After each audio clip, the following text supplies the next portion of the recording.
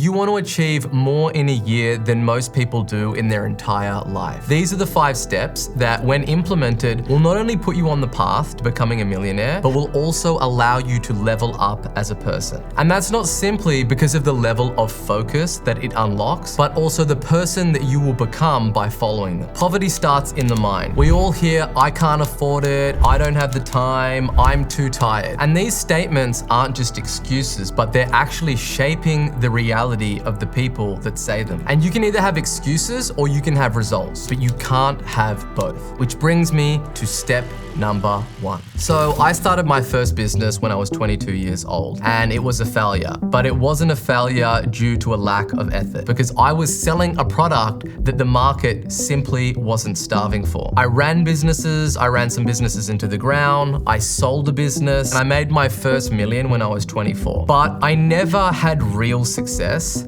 until I just disappeared for a year and entered into a phase that I now call ghost mode. Because you see, your attention is being drilled, farmed, and just robbed from you every single day. The 5 biggest companies in the world exist purely by trading in attention. And they employ literally the smartest minds in the world to come up with all types of schemes to rob you of your attention. So you must protect it with your life, because unless you do, you are always going to be trading short-term comfort and distraction for the things that you really want in life. And the true price of anything is the amount of life that you need to exchange for it. Most people think that checking their phone, 100 times a day is just an innocent vice, and they don't really realize the cost that they are paying by doing so, and all the personal growth and all the things that they want in life that they trade in exchange for that. Because we only have so many units of time, and if you spend it just doing mindless shit, where do you think you're ever going to spend the time in order to focus on those things that truly matter to you? Which is point number 1, the power of intentional isolation.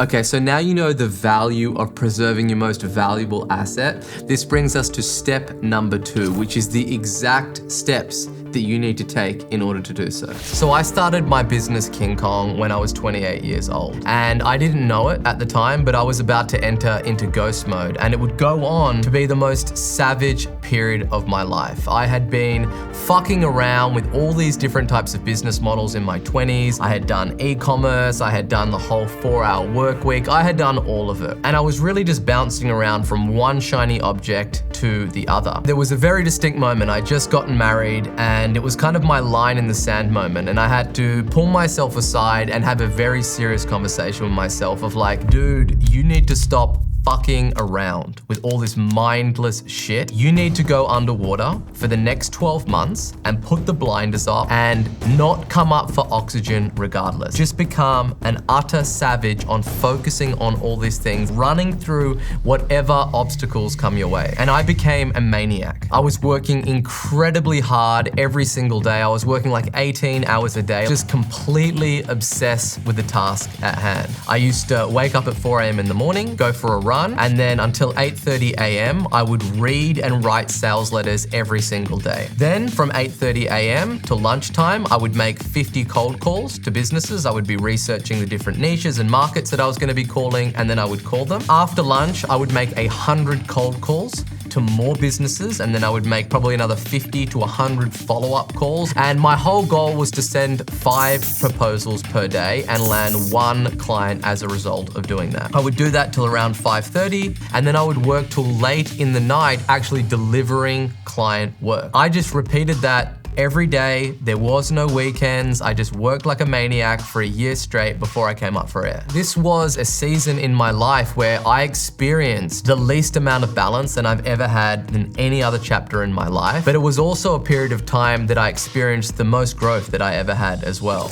So this is what entering ghost mode looked like for me, and I'll show you the results that are generated in a moment. But first, let's look at what designing a ghost mode protocol would look like for you so that you can achieve more in a year than most people do in their entire life. This brings us to step number 3. The world is divided into 2 groups of people. You have consumers and creators. And all wealth comes from creation. Consumption is very easy to do, and that's why so many people do it. While creation is very difficult, and that's why so few people do it. But creation is the only thing that will give you the dream life that you want. So while the masses are like dairy cows getting sucked into playing video games or just mindlessly scrolling social media, they don't understand that the less that you do, the less that you have. The more that you consume, the less that you create, because you're trading all the things that it is that you want in life for this mindless stimulation. Ghost mode is a circuit breaker. It's a period of time you can first think about what is important to you, and then you can double down on attaining that. Okay, so let's look at the ghost mode protocol. The first thing that you want to do is to plan your year of disappearing. So you want to plan on when you're going to start it, and then the next thing that you want to do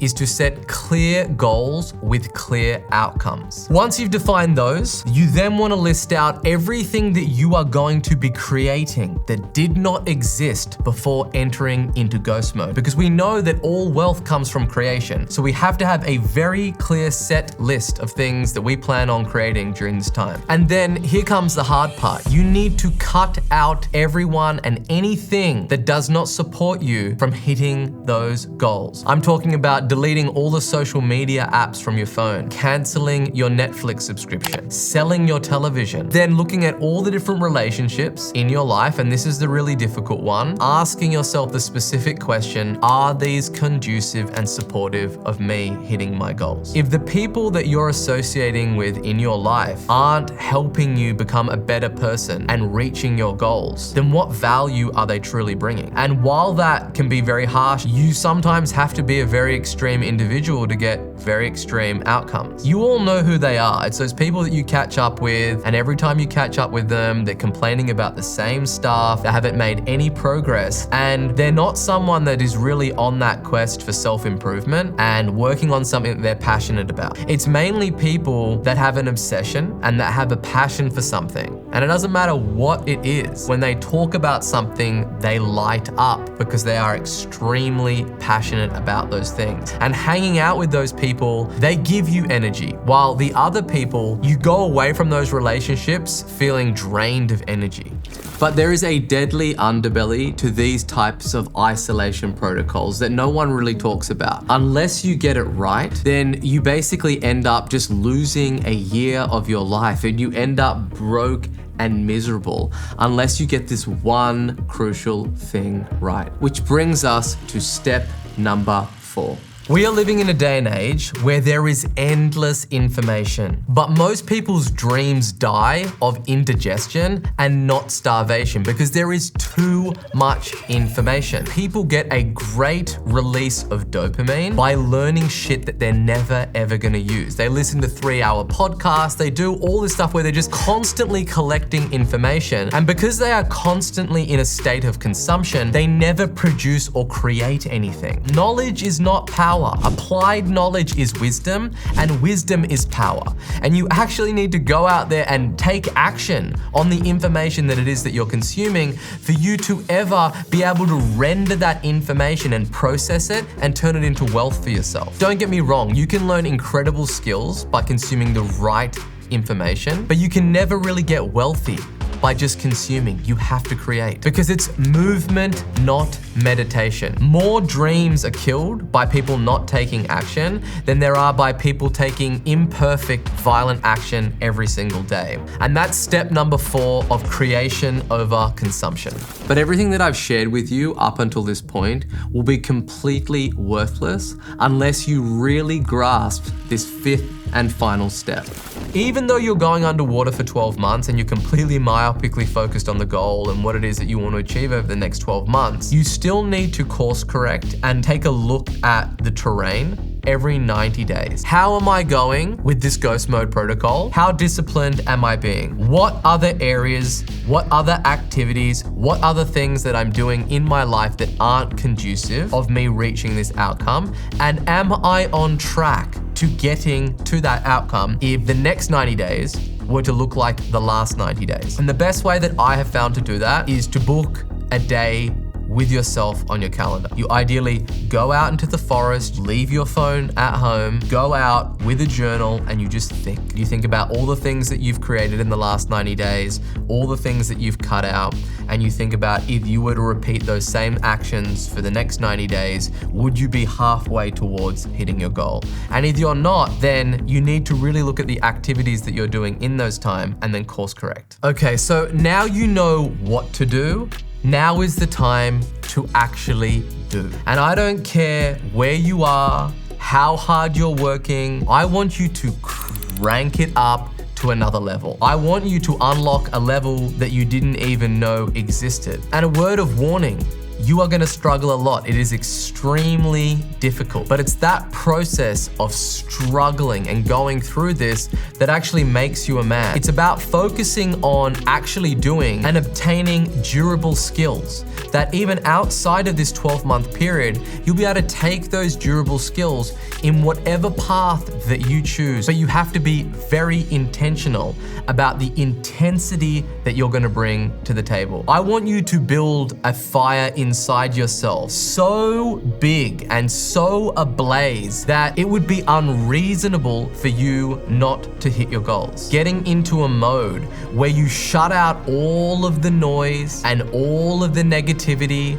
and all the judgment that people who don't have the life that it is that you are trying to create will cast on you with unrelenting action. We're not talking about doing this for the rest of your life. We're talking about entering into a chapter and into a phase for 12 months, living like others won't, so that you can live like others can't for the rest of your life. Like, subscribe, and I'll see you in the next one.